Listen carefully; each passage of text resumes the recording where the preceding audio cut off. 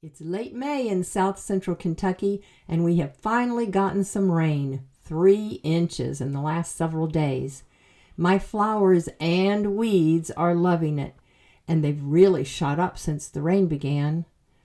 I've also had a lot of visitors. I do garden for wildlife, and it looks like more than just butterflies are enjoying my garden. These shrubby St. John's worts just started blooming today. They will be covered in blooms and bees by next week.